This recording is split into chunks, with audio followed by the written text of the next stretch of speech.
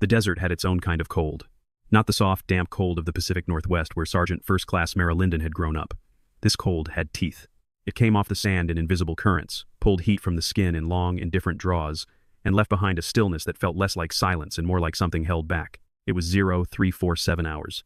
The sky above the Kandahar Basin was the kind of black that precedes color, not dark so much as waiting.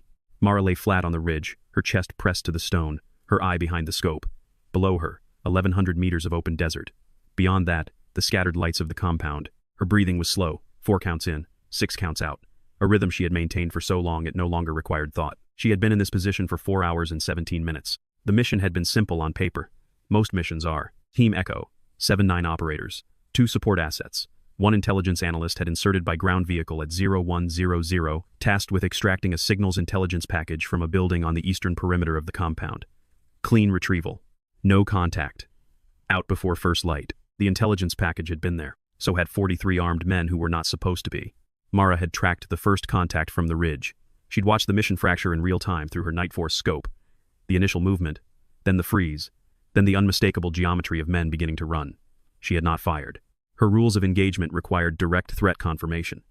She had watched, and she had catalogued, and she had reported. Contacts, eastern perimeter. Count is high. Repeat, count is high. Lieutenant Commander Dale Rourke's voice came back. We see it. Moving to exfil route Bravo. Bravo puts you through the drainage channel. I'm seeing movement there too. Copy. We'll push through. Then, 12 minutes later, the sound she had been dreading, the flat crack of small arms fire, echoing up from the valley floor. Then more. Then a lot more. And then, 17 minutes after that, Rourke's voice again, stripped down to its operational core, all of the personal frequency removed. Linden, what's your status? Position Alpha. Sightline's good. I can provide cover if you vector east toward. Negative. We're taking the ridge approach. Move to extraction point, Charlie. She had looked at the ridge approach. She had seen the 3 men already positioned there, waiting. She had reported it. Rourke, I have eyes on the ridge. 3 shooters, 12 o'clock to your axis of movement. They're set up for the approach. A pause. The kind of pause that means a decision is being made. Can you clear them? Negative. Angle's wrong from my position. I'd need to move and I'd lose sight of your. Then we work around them. Another pause. Shorter. Linden, there's a vehicle on your side of the ridge. Enemy. ETA to your position. Approximately 9 minutes. She had processed this. She had known what was coming before he said it. You're exposed up there. If you move now, south along the ridge, you can stay ahead of them. But you cannot come down. You understand? Coming down draws them onto us during exfil. Understood. I'm sorry. And that was how it was done in the dark, in the cold, in the desert, that had its own kind of patience. Then the last thing. The thing she had filed away in a place behind her sternum without examining it. Rourke had switched to the command channel, not realizing, or perhaps not caring, that her earpiece could still receive it. Linden's burned. She can't move south fast enough, and she can't come down. We leave her and move now, or we all go down in that valley. Staff Sergeant Colin Marsh, the team's breacher, said, Sir, I know what I'm saying. She'd make the same call. We leave her. Silence. Then, moving. Mara had heard the crunch of boots on gravel, moving away. She had heard it clearly. She had time to say something, time to argue, to protest, to inject herself back into the conversation. She did not. She pressed her cheek against the stock of her rifle and looked through the scope. Copy, she said. To no one. To the desert. To herself. The word cost nothing. That was the important thing. It cost nothing, and it meant everything was clear, and now she could get to work. First things first. Mara Linden moved quietly to the base of a large sandstone formation 20 meters behind her original position, crouched, and took stock. Water, 1.5 liters. At current exertion levels, in rising temperatures, the desert would go from freezing to 105 degrees Fahrenheit in approximately 5 hours. She had enough for perhaps 4 hours of operational activity. After that, diminishing returns on cognitive function. After that, the body starts to make decisions the mind hasn't approved. Ammunition, 60. 1 rounds of 338 Lapua, 3 magazines, 1 partial. Medical, 2 tourniquets, 1 pressure bandage, a tube of quick clot. The gash on her left forearm from the wire obstacle earlier in the night had stopped bleeding on its own, sealed by the cold. She wrapped it cleanly and moved on. Radio, 1 tactical handset, battery at 61%. She could hear the team channel. She chose not to transmit. Food, irrelevant. She ran her hands over the rifle by feel, the way she had been doing since she was 19 and the instructor at Fort Bragg had made the class do it. Blindfolded until it was as natural as checking that her own fingers were still attached. Everything functional. Scope clear. She had been told to move south. She had acknowledged the order. She sat with this for approximately 4 seconds. The vehicle on the south slope was real. Her head start was not, in fact, 9 minutes. She had watched the vehicle's lights swing in her direction as she was moving to this position, which meant someone had spotted her thermal signature, which meant the timeline was shorter, which meant south was a trap dressed as an exit. That was one thing. The other thing was the team channel still open in her ear. She had been listening while she conducted her inventory. She had been building a picture. Echo 7 was moving toward the valley floor via exfil route Bravo. Rourke had been told Bravo was clear. Bravo was not clear. She had seen it herself, the movement in the drainage channel, the shapes in her scope that were too deliberate to be animals, too patient to be locals. They didn't know what was waiting for them. She thought about this without emotion. The way she thought about most things as a system of inputs and outputs, cause and effect, probability and decision trees. It was not a coldness in her. It was a kind of focus. People sometimes mistook one for the other. Mara had grown up in a household that ran on precision. Her father had been an air traffic controller for 22 years, retired to Bellingham, Washington, spent his evenings building ship models in the garage with a concentration that bordered on religious devotion. He did not speak much. He communicated largely through action, the set of a coffee cup in front of you when he thought you needed warming, the way he would sit down across the table when he thought something was wrong, present before a word was spoken. She had his face. She had his way of being quiet. She had used it her entire military career to make people underestimate her, and she had used that underestimation like a tool, precisely, without waste. Now she stood up, checked the ridgeline to the south, confirmed the vehicle's headlights, yes, closer than 9 minutes, and began moving north, not south, north, toward the valley. There is a specific kind of decision that soldiers describe as stepping off a cliff in the dark. You know there is ground somewhere below you. You cannot be certain it's close enough to survive. You step anyway because the alternative staying on the edge is its own kind of falling. Mara Linden stepped. She moved along the northern face of the ridge at a low crouch, using the thermal variance between the warm stone and the cool air to break her silhouette. The technique was imperfect. In full daylight it would be useless. In the last hour of full dark it bought her enough. She needed high ground above the valley floor. She needed sightlines down both the Bravo channel and the secondary approach where she had spotted the waiting enemy. She needed it before Echo 7 reached the drainage channel. She calculated 12 minutes. She had, at most, 8. The climb was uneven, technical in places, her left hand protesting where the bandage pulled against the rock. She did not let herself think about the hand. She catalogued the sensation, noted it, set it aside. There would be a time to pay attention to it. That time was not now. She found her position at minute 7. The stone spur jutted out above a natural elbow in the valley, giving her an unobstructed view of 300 degrees. Below her, to the left, the drainage channel that was Bravo. To the right, the secondary approach. Directly below, the valley floor. She settled into a prone position, adjusted for the wind steady, 11 knots, slightly left to right, and ranged the channel. 1,400 meters. 4 men, possibly 5. Positioned behind the channel's southern bank, weapons oriented north. The geometry was unmistakable. They expected Echo 7 to come through the gap and were set to take the team in enfilade, catching them exposed in the open stretch. Mara did the math. She had 61 rounds, 4 or 5 contacts in the channel. Others she hadn't confirmed yet. The team at 1,100 to 1,400 meters range, moving. Wind shifting slightly as the pre-dawn thermal gradient built. Her left forearm hurting enough now to matter. She laid her crosshairs on the leftmost contact in the channel and breathed. There was a thing she had tried to explain once, to a journalist who had somehow gotten access to a forward operating base, and who had asked her what it felt like to be a sniper. The journalist had wanted something cinematic.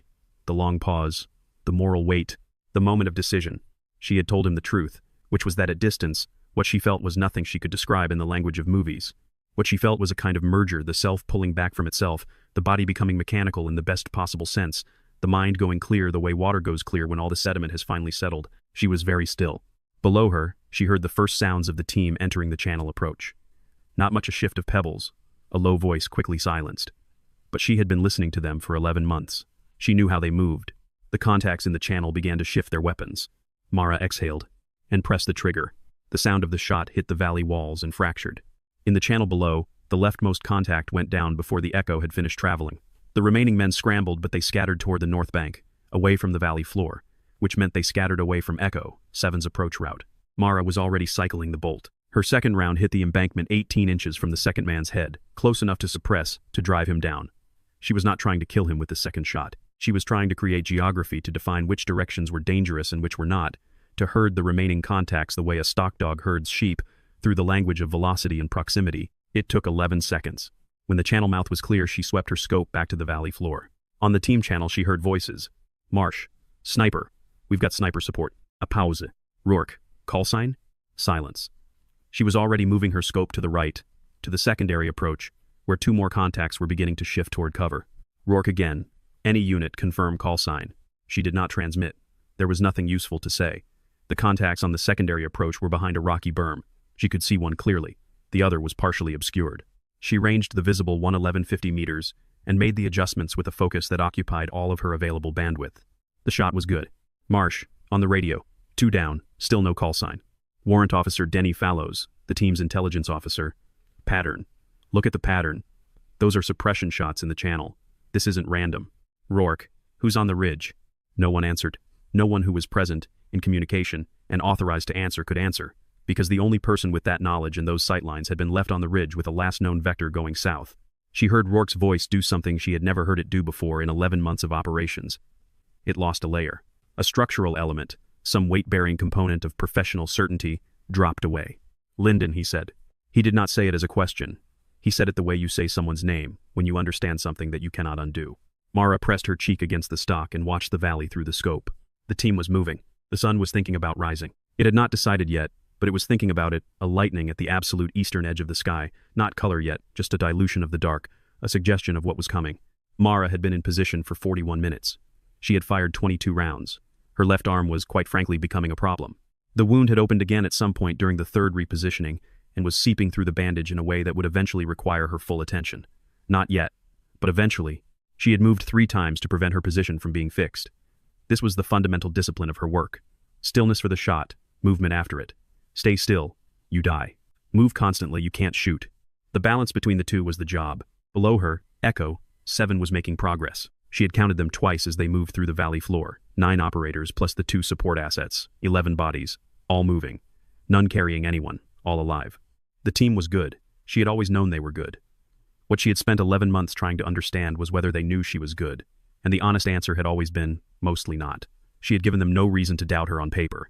But paper was not the same as knowing, and knowing was not the same as trust, and trust in this environment was not a feeling but a load-bearing structure. She thought about Fallows. The intelligence officer had clocked the pattern. That was interesting. Of the people on the team she had expected to read her work correctly, Fallows would not have been her first guess. He was precise, methodical, the kind of man who experienced the world primarily through data and who could be counted on, in normal conditions, to miss things that were not quantifiable. He had not missed this. She filed that away. The vehicle that had been searching the south ridge had looped north and was now moving along a desert track below her. She watched it through the scope, a technical, 3 men in back, mounted weapon on a pintle, moving slowly, which meant scanning. They hadn't fixed her position, but they had a general area. She checked her ammunition. 39 rounds. She tracked the vehicle.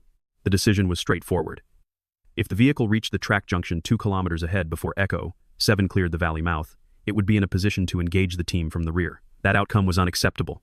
The vehicle needed to be delayed. Delaying it would cost her 3 or 4 rounds and would absolutely fix her position. She made the calculation and fired once into the vehicle's front right tire at 800 meters. The vehicle swerved, stopped. The men in back scrambled out, oriented toward her position. She was already moving. The exchange over the next 22 minutes was not elegant. It was the kind of combat that does not translate well to debriefs, where the clean narrative of action and reaction dissolves into overlapping probability assessments and micro-decisions made at the speed of muscle memory. She moved and fired and moved again, and behind each movement she was tracking the team's progress in her peripheral awareness the way a musician tracks the beat while playing the melody. Water gone. That happened somewhere in the middle of it. The shaking in her hands, dehydration, blood loss, stress hormones, 40-something hours without sleep, she managed through a technique her first instructor had taught her. She acknowledged the shaking, named it, and then set it aside. You cannot eliminate the body's responses. You can categorize them as information and decide how much authority to give them. She gave them very little. The team was 700 meters from the valley mouth. She pulled back from a rocky spur as rounds struck the stone, moved laterally, found a new angle, and put 2 suppressing shots into a position that was pinning Marsh behind a boulder. She saw him move. She saw him clear. 500 meters. The sky in the east was unmistakably lighter now. Not dawn yet, not quite, but the gray-blue suggestion of it, the early notice. 300 meters. She heard Rourke's voice. We're clear. All elements, we are clear of the valley. Move to Extraction Lima. Extraction Lima. She knew where that was. She also knew it was 4 kilometers northwest, and she was very far from northwest at the moment, and the men who had been tracking her were close. She took a breath. Then she did what she had been doing this entire time, which was think clearly about what came next. Warrant Officer Denny Fallows would write, in his after-action addendum, that the moment of recognition came not during the shooting but after it. He wrote, "The characteristic pattern was identifiable in retrospect only. At the time, I noted the suppression geometry as tactically sophisticated, specifically the use of near misses to direct, rather than eliminate. This is not a common technique. It requires significant confidence in range estimation, wind correction, and target behavioral prediction. In our unit, one shooter demonstrates this methodology consistently during qualifications. He did not write her name in the formal document. He wrote it in the margin in pencil, later, and then erased it. But on the valley floor, as the team moved through the last stretch toward Lima, Fallows had said it plainly on the command channel. "It's Linden." No one replied immediately. Marsh said, "She was supposed to be. I know where she was supposed to be." Rourke had not spoken. He had been moving, which was the right thing to do, and his silence was the silence of a man processing something at speed, integrating new information into a model of reality that the new information significantly damages. He had made the call. It was the right call, tactically. The calculus had been correct at the time it was made, with the information he had at the time he had it. None of that changed what had happened. None of that changed who was up on that ridge. He tried the radio. "Linden, this is Rourke. Respond." "Nothing." "Linden, we are at Lima. Confirm your status." "Nothing." Marsh, quietly.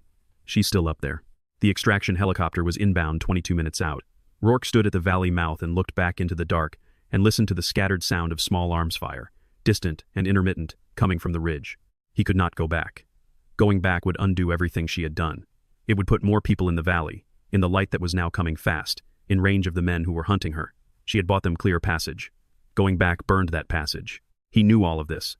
He stood and listened to the gunfire and knew all of it, and it helped exactly as much as knowing things usually helps when the thing you know is terrible. He stood and waited, and the sky got lighter. Here is what she had left.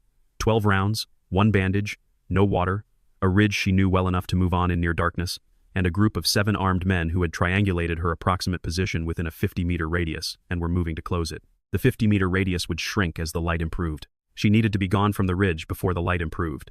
She was not sure she could be gone from the ridge before the light improved, because 3 of the 7 men had cut off the most logical escape route and were waiting for her to take it. She had not taken it. She had gone up instead. Further up, to the true crest of the ridge, where the rock formations were tight and irregular, where a person who knew the terrain could move between cover points in a way that was difficult to predict and trace. She had come up here twice during the pre-mission reconnaissance, alone, in daylight, because the habit of knowing your ground before you needed your ground had been beaten into her so thoroughly that she did it automatically, without being told. That preparation was now buying her approximately 15 minutes of operational viability. She used them carefully. The plan, if it could be called a plan, rather than a series of contingent decisions, each of which depended on the outcomes of the ones before it was to move north along the ridge crest, descend via the secondary route she had identified during reconnaissance, cross the 2 kilometers of open ground to Lima before the light fully broke, and be at the extraction point when the helicopter landed. The complications. The descent was steep. Her left arm was a genuine liability. She had 12 rounds. The open ground was genuinely open, in a way that was survivable in darkness and much less survivable in daylight. She began moving north. The men searching for her were thorough, but they were working reactively. They knew she had been somewhere, not where she was going. This was the fundamental asymmetry that kept her alive in those last minutes on the ridge. She was navigating forward. They were navigating toward a past position. She fired twice more, not at anything she could see clearly, but into the most likely avenue of approach to slow the pursuit. The shots were expensive. She was down to 10 rounds, and she did not know if they hit anything, and she did not stop to determine whether they had. That was not the point of those shots. The point was the sound, the implication, the 2 or 3 seconds of recalculation it would force. She took the descent route. It was exactly as difficult as she had anticipated. Her left hand could not grip reliably. She compensated with her legs, her right hand, and by moving more slowly than she would have liked, which was itself a gamble. Every additional second on the ridge face was an additional second of exposure, as the sky continued its slow announcement. She reached the valley floor with 8 rounds and a forearm that had thoroughly stopped cooperating. The open ground. She moved at a run. At Lima, they heard her before they saw her. Marsh heard at first footsteps in the gravel, a specific rhythm, someone moving fast and unevenly, favoring one side. He came alert and had his weapon up before the figure resolved out of the gray pre-dawn into something recognizable. He lowered his weapon. "Contact," he said. Just that. No elaboration. She came out of the dark in a straight line toward the extraction point, rifle slung, left arm held slightly away from her body. Her face was drawn dehydration, exhaustion, something compacted and internal that was harder to name. Her uniform was dust-covered, and the bandage on her forearm was brown. She walked past Marsh. She stopped approximately 2 meters from Rourke. She did not say anything. He did not say anything. The 2 of them stood in the flat gray light, and the silence between them was not comfortable. But it was honest, which was worth more. Then he said, "You need that arm looked at." "I know. The helicopter is." 14 minutes, she said. She had been tracking the inbound transmission. "I know." She turned and walked to a flat rock and sat down and began unwrapping the bandage from her forearm with her right hand. Her movements were careful and measured. She worked without expression. Fallows sat down 2 meters away from her, not close enough to intrude, close enough to be present. After a moment he said, "Channel drainage. The suppression pattern." She looked at him. "That's how I knew," he said. "The way you spaced them. 3 meters between impacts. Forces lateral movement. You did it at Bragg qualifier too." She looked back at her arm. "You remember that?" "I remember things." She pulled a fresh bandage from her kit and began wrapping. The secondary approach. 2 contacts behind the berm. Left one was the priority, he had the angle on your flank. Right one I couldn't fully confirm, but the wound profile would have been non-critical. Fallows was quiet for a moment. "You had all of that in your head the entire time." "I had to. Someone did." This was not said with bitterness. It was said the way she said most things, flatly, accurately, without decoration. The helicopter sound was building from the northwest, still below the ridge, still invisible. The sky had crossed the threshold from gray to pale blue. The first light was coming. Behind her, she heard the team settling. The sounds of men who have been very close to the edge coming back from it, the particular quality of quiet that is not silence but relief, finding its form. Weapons being slung. Someone exhaling slowly, once, with everything they had. She finished wrapping her arm. The helicopter came in low and fast and set down in a cloud of rotor wash and fine grit. The door opened. Rourke looked at Linden. She stood, walked to the helicopter, stepped through the door first, not because she was taking anything from anyone, there was no theater in it, no statement, but because she was closest to the door, and that was the most efficient sequence of events. The team followed. Marsh, Fallows, Petty Officers Greaves, and Hartman and Chen, Chief Petty Officer Walton, who had a shrapnel laceration across his shoulder that he had bandaged himself and not mentioned, Specialist Torres from the support element, 3 others. All of them. Rourke was last. He stepped in, pulled the door, and the helicopter lifted without ceremony. Inside, the noise of the rotors made conversation largely impossible, which suited the situation. No one tried. They sat in the webbing and stared at the floor or the walls, or closed their eyes, and the helicopter banked north and the desert fell away below them. Mara sat against the forward bulkhead with her arm across her chest and her eyes open. She was thinking about water. About the first cup of coffee she was going to have when they landed. About the report she would have to write, the language she would use, the way the events of the night would be rendered into the flat, sequential grammar of military documentation. About her father, briefly the way he would sit across from her at the kitchen table and be present without requiring anything, the quality of his attention, the ship models with their meticulous rigging. She thought, "I'm going to call him." The helicopter flew north in the early morning light, and below them the desert was orange and copper and stretching in every direction, and it looked very different from up here than it had looked from the ridge, less like a place where things had nearly ended, and more like a place that simply was, large and indifferent and continuous, the same as it had been before any of them arrived. The debrief was at 1,100 hours. Mara sat in the third chair from the left and gave her account in the sequential order required by the form. She was accurate and complete. She noted the discrepancy between the reported clearance of exfil route Bravo and the actual situation she had observed. She noted the vehicle timeline. She noted the firing positions, the round count, the final extraction route. She did not characterize any of it. She did not use evaluative language. She presented the events as events. The senior debriefer, a major named Caldwell who had done 2 tours before moving to intelligence, listened without expression and made notes, and asked 3 clarifying questions about the round count and the timing of the first shot. She answered all 3 questions. At the end he said, "SFC Linden, you were given a direct order to move south and maintain radio silence." "I was." "You did not comply with that order." She looked at him. "I moved north instead of south. I maintained radio silence. The order was based on a tactical assessment that I had information to challenge. I exercised judgment. That's one way to describe it. It's the accurate way." Caldwell looked at her for a moment. Then he made a note. Outside, in the corridor, Rourke was waiting. She had expected this. She walked toward him and stopped and waited, because she understood that this conversation needed to happen, and that she was not the one who needed to begin it. He said, "The board review will probably call it a judgment call within the zone of discretion. Caldwell's write-up will support that." "I know," which means no formal action. "I know." He was quiet. The corridor was institutional and empty, the kind of hallway and the kind of building that exists in the middle distances of military installations, serving only its function, no concession to aesthetics, the fluorescent lights doing their minimal work. He said, "When you heard the order." She waited. "Were you scared?" She considered this carefully, with the same attention she gave to everything that deserved accurate treatment. "Not of dying," she said. "No." "What then?" She thought about how to say the thing she had not needed to say before, because the thing had not needed saying, because the work had said it instead. "I was scared I wouldn't be able to see enough," she said. "From that position. Scared the angles wouldn't give me what I needed to protect the approach." He nodded slowly. "The angles were good," she said.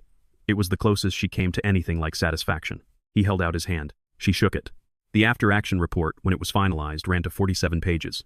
Mara Linden's actions on the ridge occupied a total of 6 lines in the narrative section, referenced in 3 separate places as fire support from an unconfirmed position. The term was technically accurate. The formal commendation which Caldwell drafted, which Rourke signed, which worked its way through the machinery of recognition, was quiet in the way these things are required to be quiet. Marsh read it and told Fallows it sounded like they were describing a piece of equipment. Fallows said, "She'd probably prefer it that way." Marsh thought about this. "Yeah," he said finally, "she probably would." 3 days after the mission, at 0630, Mara was in the range. She had slept 10 hours, eaten 3 full meals, had her arm properly cleaned and sutured, and had spent most of the previous afternoon on the phone with her father in Bellingham. They had talked about the ship model he was working on, a 1-200 scale HMS Victory. He had been working on the standing rigging for 3 weeks, and about whether the weather had been good there. She had told him she was fine. He had said good. They had talked for 45 minutes. Now she was at the range before anyone else. She laid her rifle on the bench and began her pre-fire check, working through the sequence in the order she always worked through it, each step completed fully before moving to the next. The range was quiet. Outside, the light was early and flat, the sky that particular shade of pale that comes before the day declares itself. The door opened. Marsh came in, cup of coffee in each hand. He set one on the bench beside her without asking. He went to the lane, 2 positions down, and began his own setup. They did not speak. After a while, Fallows came in. Then Walton, moving carefully because of his shoulder. Then Torres. Then Greaves. No conversation. No ceremony. Just the click and check of weapons being prepared, the particular quiet of professionals doing something they do every day, the unremarkable morning routine of people who have learned something about each other that cannot be put into words and are therefore putting it into presence. Mara pressed her cheek to the stock. Downrange. The target. She breathed in, breathed out. She pressed the trigger. The shot was good. Outside, the day opened up, flat and bright and indifferent, and the desert held its silence the way the desert holds everything completely, without preference, for as long as it takes. In the operational record, the mission of 14 September is annotated. All elements returned. Nothing else is required.